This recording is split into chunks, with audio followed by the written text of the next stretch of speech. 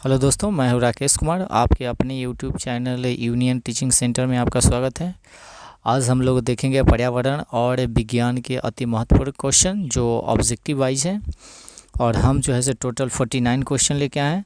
आप लोग अपना अपना क्या कीजिएगा से कॉपी निकाल कर रखिए, और कितना स्कोरिंग आता है सो आप लोग कमेंट बॉक्स में क्या कीजिएगा, टाइप करके भेजिएगा, ठीक है ना।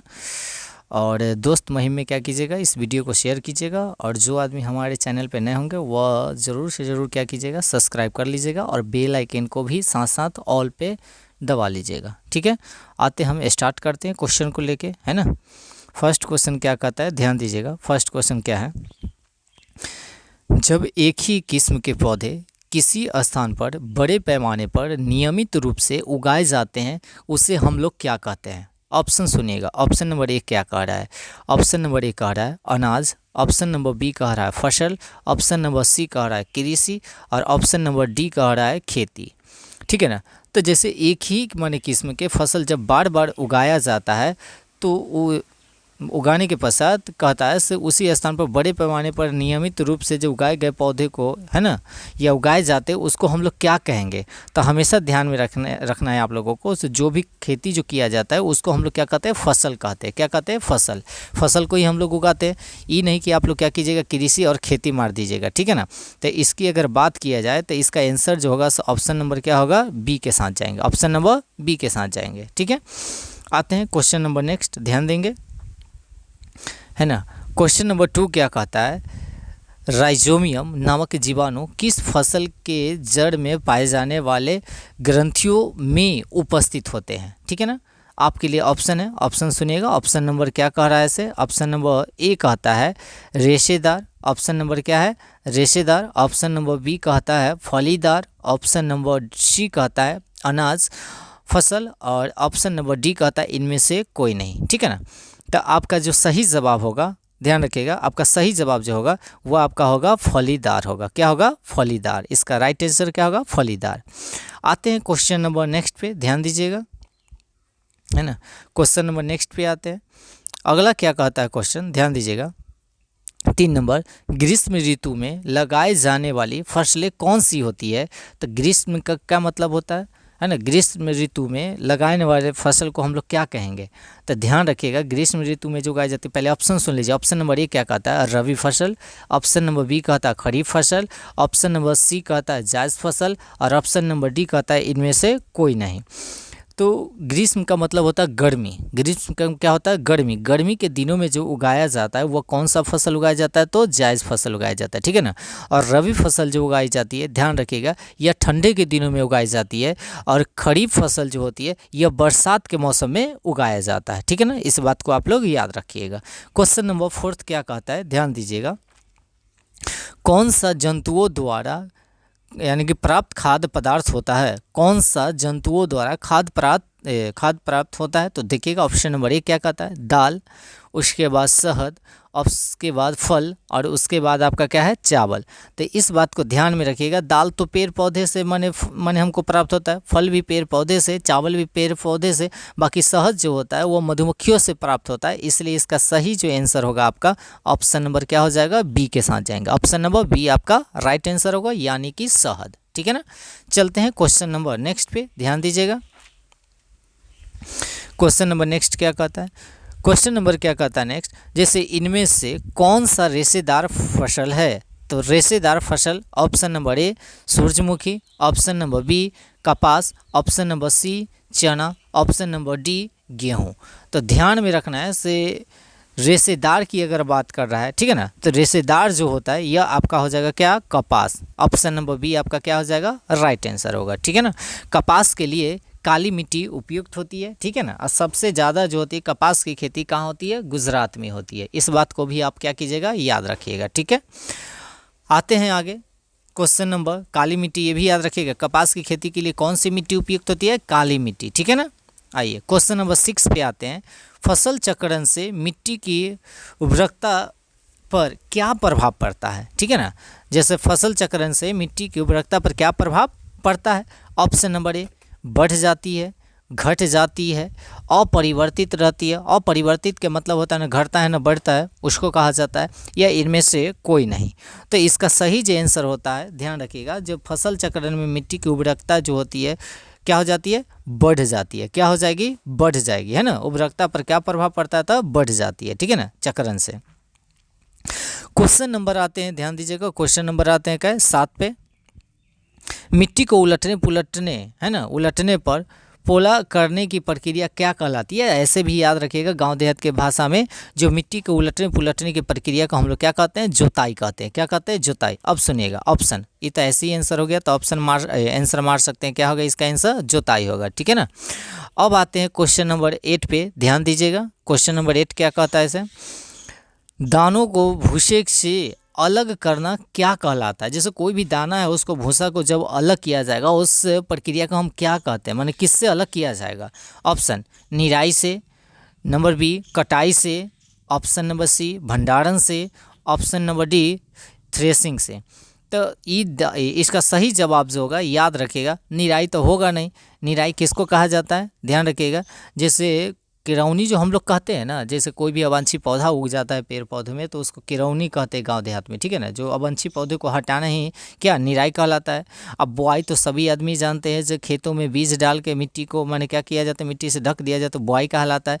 और जोताई तो सभी आदमी जानते हैं, इस उलटने पुलटने की प्रक्रिया को क्या कहते हैं, जोताई कहते हैं। अब इतने कटाई के मतलब, जो कोई भी फसल को काटा जाता है ना, उसको कटाई कहते हैं। भंडारण के मतलब है कोई भी फसल को एक जगह क्या किया जाता है, इकट्ठा किया जाता है, उसको भंडारण कहा जाता है। बाकी यहाँ पर जो सही आंसर होगा क्या होगा, थ्रेसिंग, यानी कि थ्रेसिंग से ही क्या किया जाएगा, अलग किया जाएगा। किसको, तो भूसे को। ऑप्शन नंबर डी के साथ जाएंगे, इसका सही जवाब होगा, ठीक है। क्वेश्चन नंबर आते हैं 9 पे, ध्यान रखेंगे। इनमें से कौन सा खरपतवार का उदाहरण है। खरपतवार का मतलब होता है अवांछित जो पौधे जो होता है, उसी को हम लोग क्या कहते हैं, खरपतवार कहते हैं। आते हैं ऑप्शन पे, ऑप्शन नंबर ए कहता है मसूर, उसके बाद दूसरा क्या कहता है, गाजर घास, उसके बाद सी में कहता है जूट, और ऑप्शन नंबर डी में कहता है तीसी। तो खरपतवार का उदाहरण क्या है इसका, तो ऑप्शन नंबर आपका बी जो होगा आपका राइट आंसर होगा, यानी कि गाजर घास जो होता है ये आपका क्या है, खरपतवार है, ठीक है ना।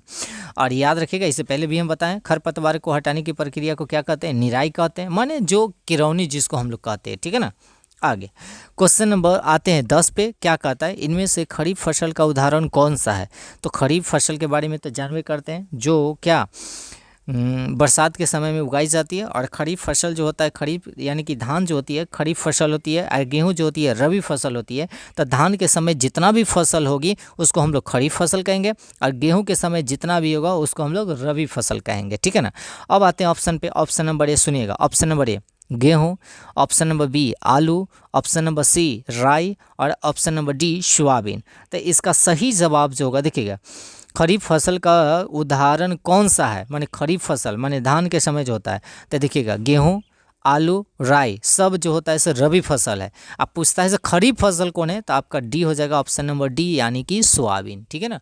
और सबसे ज़्यादा जो सोयाबीन जो पाया जाता है मध्य प्रदेश में पाया जाता है, ध्यान में रखिएगा, सबसे ज़्यादा प्रोटीन भी इसी में पाया जाता है। अगर सोयाबीन है तो सोयाबीन, अगर मशरूम देता है तो मशरूम आप लोग टिक आउट कीजिएगा। ओके, आगे चलते हैं क्वेश्चन नंबर नेक्स्ट पे।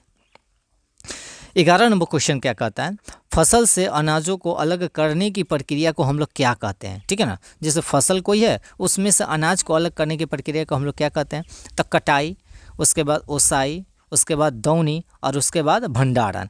तो इसका सही जवाब जो होगा दौनी होगा। क्या होगा, दौनी। गांव देहात में नहीं कहता चल दौनी करे, है ना। तो इसका सही जो जवाब होगा क्या, ऑप्शन नंबर सी, यानी कि दौनी। उसके बाद 12 नंबर क्वेश्चन क्या कहता है, से ऋतु के आधार पर निम्नलिखित में से कौन सा फसल सबसे कम प्रचलित है ना। तो प्रचलित की अगर बात किया जाए तो रबी फसल तो प्रचलित है, option number A. B number में कहता है रबी, ऑप्शन नंबर सी कहता है जायद, और उसके बाद डी में कहता है मिश्रित फसल, ठीक है ना।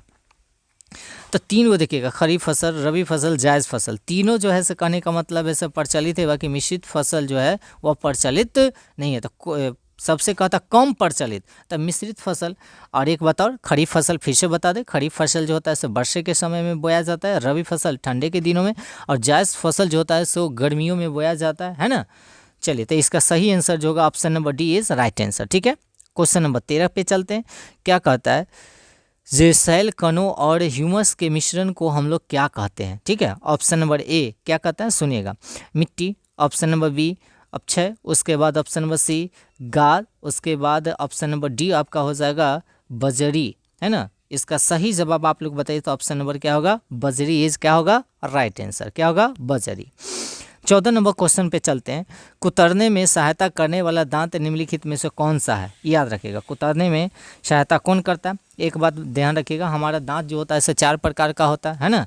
एक जो होता है ऐसे कृंतक, एक जो होता है ऐसे रदरनक, एक जो होता है ऐसे चवर्णक, एक होता है अर्धचवर्णक। ठीक है ना, ये चारों बात को आप लोग याद रखिएगा। ऐसे दांत 4 प्रकार के होते हैं, तो काटने वाला कौन होता है, फाड़ने वाला कौन होता है, चबाने, तो याद रखिएगा कृंतक जो होता है वह आपको क्या काटने के लिए आता है। उसके बाद रदरनक जो होता है वह फाड़ने का काम करता है। उसके बाद चवर्णक जो होता है चबाने का, और सबसे ज़्यादा जो होता है अर्धचवर्णक होता है, जैसे कसैली उसेली वगैरह वगैरह जो भी चिबाया जाता है, जो ठोस एग्जाम होता है उससे माने अर्धचवर्णक से माने चिबाया जाता है। एक बात और बता दें, अस्थायी दांतों की संख्या 20 होती है ना, जिसको हम लोग दूध के दांत कहते हैं। ठीक है ना, और ऐसे टोटल जो होता है से अगर जीवन भर में अगर कहेगा से बचपन से यानी कि शुरू से बच्चा से लेके बुढ़ावे तक टोटल दांतों की संख्या कितनी होती है? तो 52 होती है। इस बात को भी आप क्या कीजिएगा? याद रखिएगा।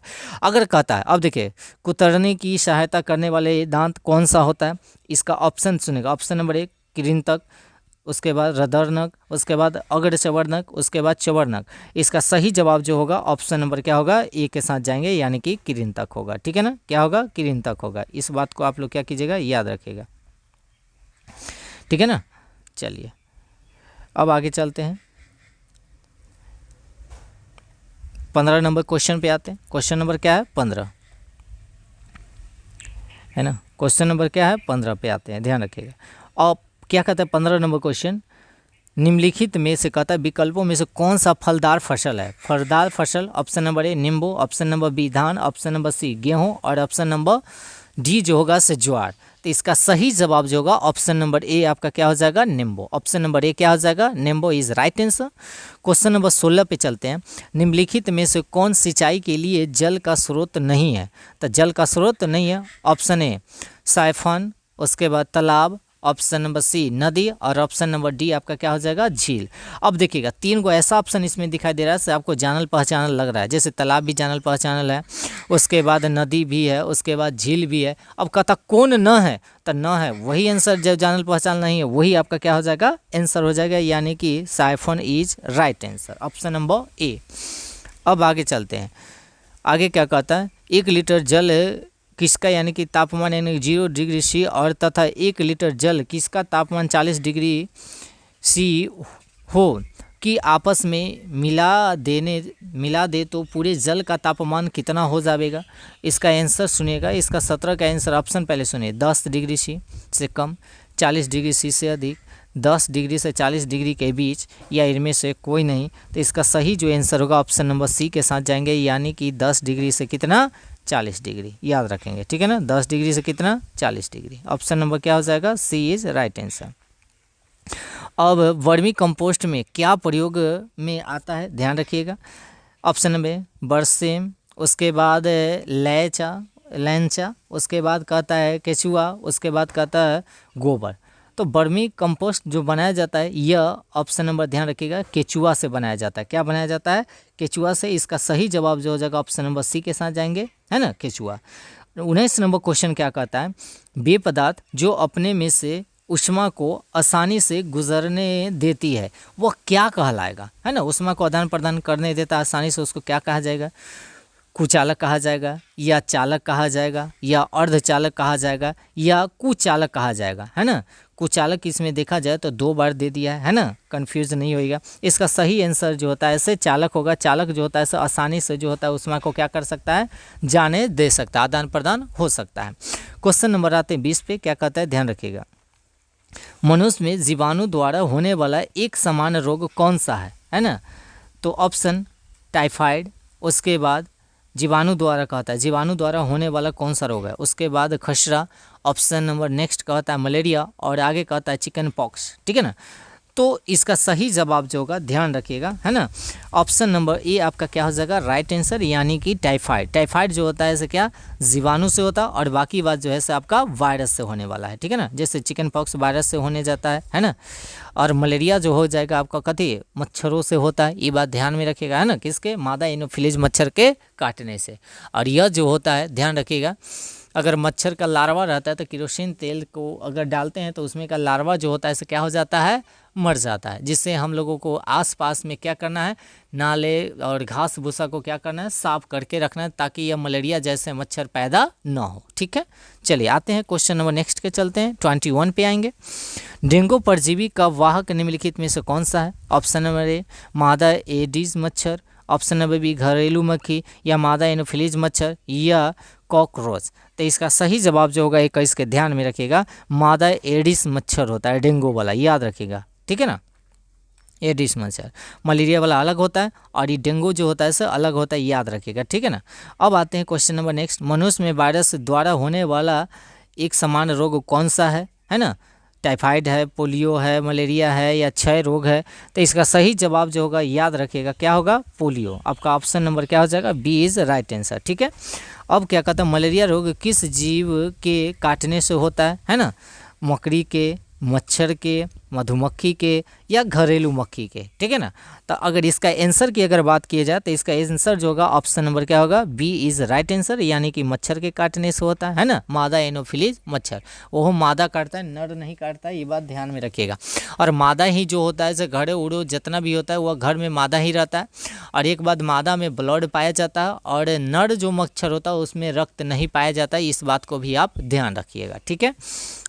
अब क्या कहता है कॉलम 1 से कॉलम 2 को क्या कर देना हमको मिलान करना है। पहलक्का देखिएगा क्या है, गहरे रंग के कपड़े पसंद करते हैं, उसके बाद समुद्री समीर बहने के समय, उसके बाद हल्के रंग के कपड़े पहनने का समय, और थल समीर चलने का समय। तब देखा जाए अगर गहरे रंग के कपड़े अगर हम लोग पहनते हैं तो ध्यान रखिएगा यह किस समय ठंडे के दिनों में, यानी कि अगर बोला जाए तो सर्दियों के दिनों में। अगर कहता है हल्के कपड़े पहनने की या हल्के रंग की कपड़े पहनने की सलाह दी जाती है कब गर्मियों के दिनों में, कब गर्मी के दिनों में, यानी कि हल्के कपड़े पहना जाता है ना तो ज़्यादा गर्मी लगने लगता है। उसके बाद इस तरह से अगर देखा जाए 24 का, तो 24 का आपका ऑप्शन नंबर देखा जाए तो क्या हो जाएगा बी, ऑप्शन नंबर क्या होगा आपका बी, यानी कि गहरे रंग के कपड़े को पसंद करते कथी सर्दियों के दिनों में। समुद्री समीर बहने का समय जो होता है याद रखिएगा वह दिन के समय। उसके बाद हल्के रंग के कपड़े जो पहना जाता है वह कब पहना जाता है तो गर्मियों के दिनों में। उसके बाद अगर थल समीर बहने का समय जो होता है सो वह कब होता है तो याद रखेंगे यह रात के समय होता है, ठीक है। चलिए आगे चलते हैं, क्वेश्चन नंबर नेक्स्ट क्या कहता है, आइए 25 नंबर क्वेश्चन पे आएंगे हम लोग। कितने नंबर पे 25 नंबर पे, ठीक है ना।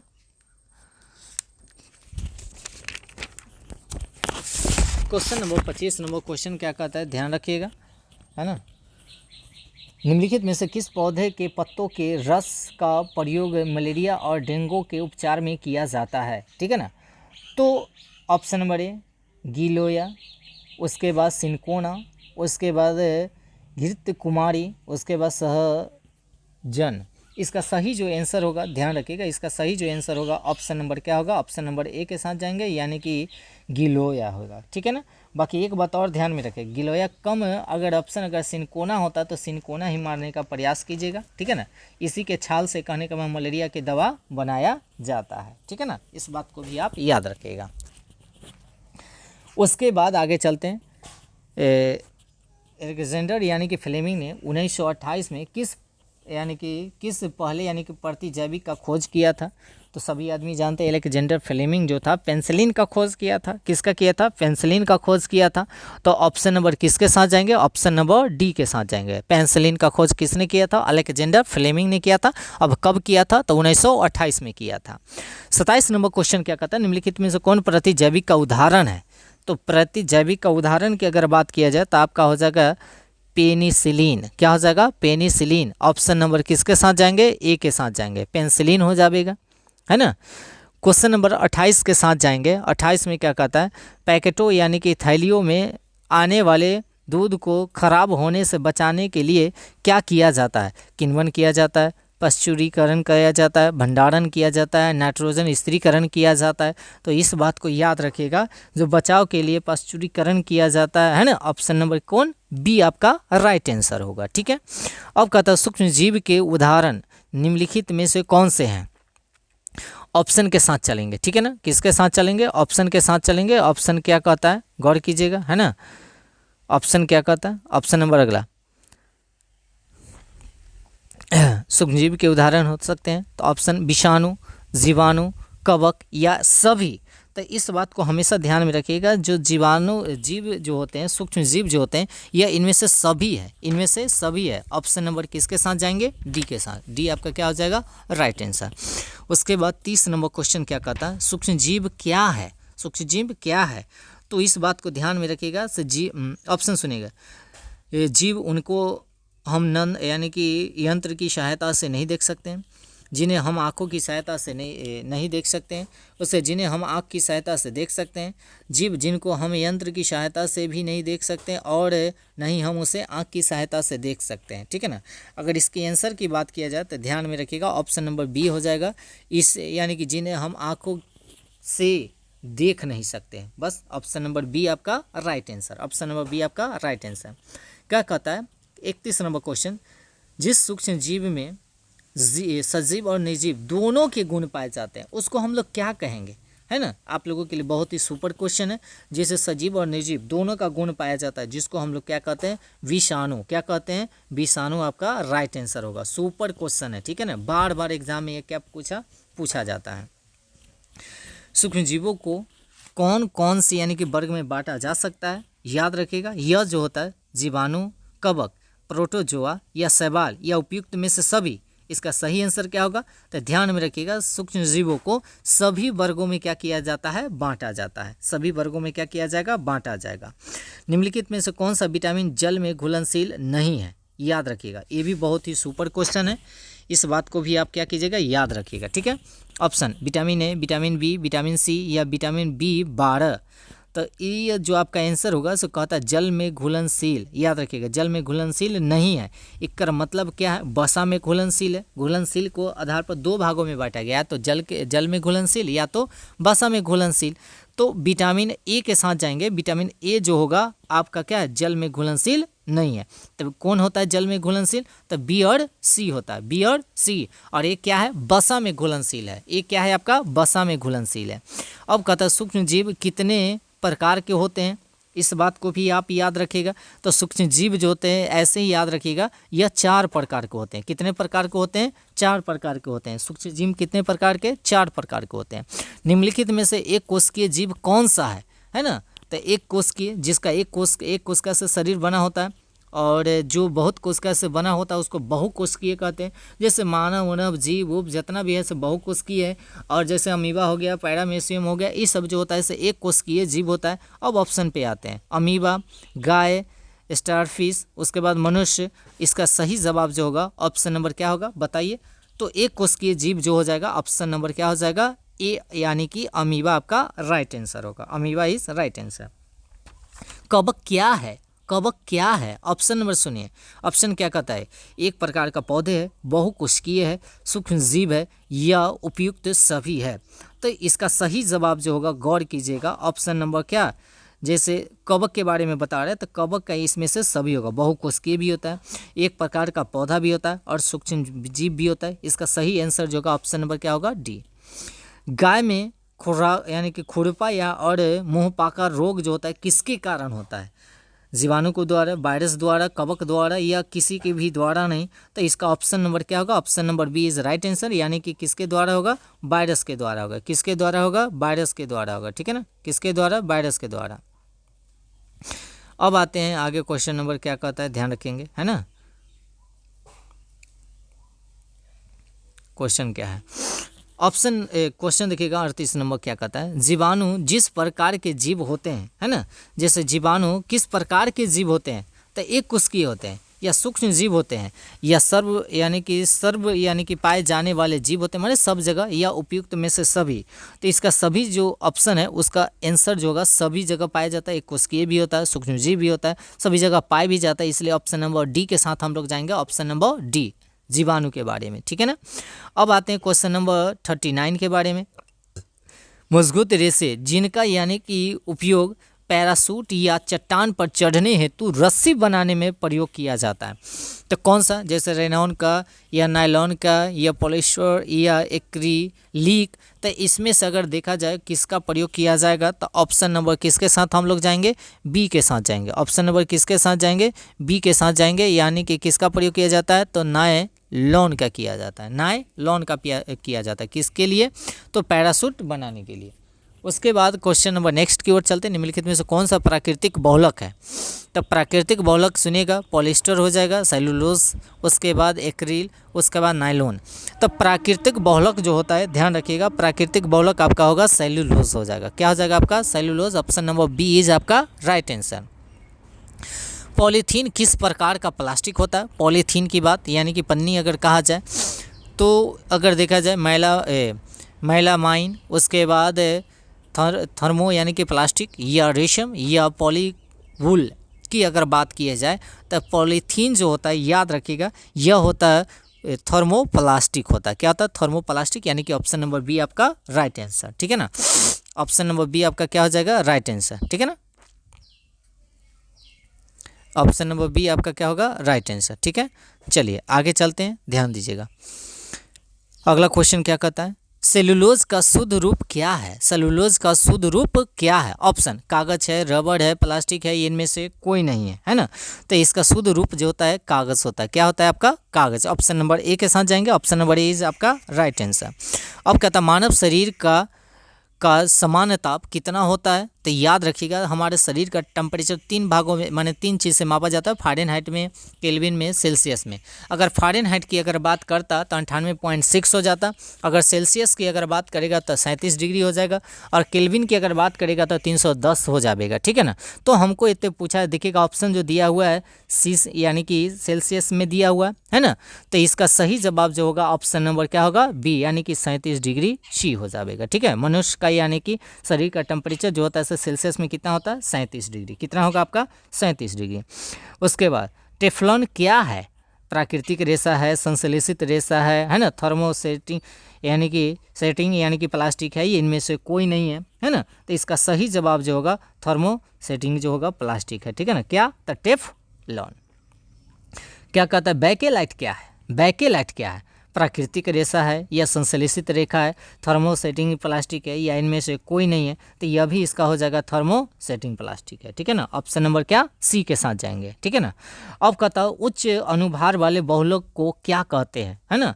ऑप्शन सुनेगा, प्लास्टिक है, या पीरकनाशी है, या कांच है, या सीमेंट है ना। तो इसका सही जवाब जो होगा याद रखिएगा ऑप्शन नंबर ए, यानी कि क्या होगा, प्लास्टिक। क्या होगा आपका, प्लास्टिक। पदार्थ जो प्राकृतिक यानी कि प्रक्रिया जैसे जीवाणु द्वारा अपघटित तो हो जाते हैं उसको हम लोग क्या कहते हैं, तो जैव निम्नीकरणीय अगर कहेगा, और जैव अनवीकरणीय कह सकता है। तो निम्नीकरणीय का मतलब होता है क्या, माने कम वाला, या संश्लेषित रेशे हो सकते हैं, या अपघटित तो हो सकते हैं। तो इसका सही जवाब जो होगा याद रखिएगा ऑप्शन नंबर क्या होगा, ए के साथ जाएंगे। ठीक है। अब आते हैं रेयॉन किस प्रकार का रेशा है, रेयॉन एक क्या है, तो रेयॉन एक बात ध्यान में रखिएगा, यह संश्लेषित रेशा, रेयॉन एक क्या है, संश्लेषित रेखा, यानी कि ऑप्शन नंबर बी के साथ जाएंगे। आपका सेशन का इज लास्ट क्वेश्चन है ना, आज 49 ही चलेंगे है ना, फिर जो हम कल सेशन लेके आएंगे वो 49 से आगे रहेगा 100 तक। ठीक है ना। कपड़े किस प्रकार से प्राप्त होते हैं, तो याद रखिएगा ये जो होता है प्राकृतिक स्रोतों से प्राप्त रेशे जो कृत्रिम जो स्रोतों से प्राप्त होते हैं, माने रेशा से यानी कि धागा से, जिसको हम लोग कह सकते हैं रेशा, रेशा से धागा बनता है, धागा से आप कपड़ा तैयार करते हैं, यानी कि ऑप्शन नंबर सी के साथ जाएंगे। ठीक है ना।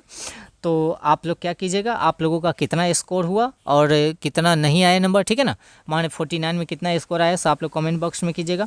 और इस वीडियो को थोड़ा क्या कीजिएगा, दोस्त महिमों में ज़्यादा से ज़्यादा क्या कीजिएगा, माने भेजने का काम कीजिएगा, ताकि उन लोगों को भी बेनिफिट हो सके। ठीक है। और लाइक ज़रूर कर दीजिएगा, और क्या कीजिएगा, जो व्यक्ति हमारे चैनल पर होंगे और वो आप क्या कीजिएगा, चैनल को सब्सक्राइब और बेल आइकन को दबाना ना भूलिएगा, ठीक है ना। चलिए आज के लिए इतना ही रहने देते हैं, धन्यवाद। कल आते हैं नए सेशन के साथ।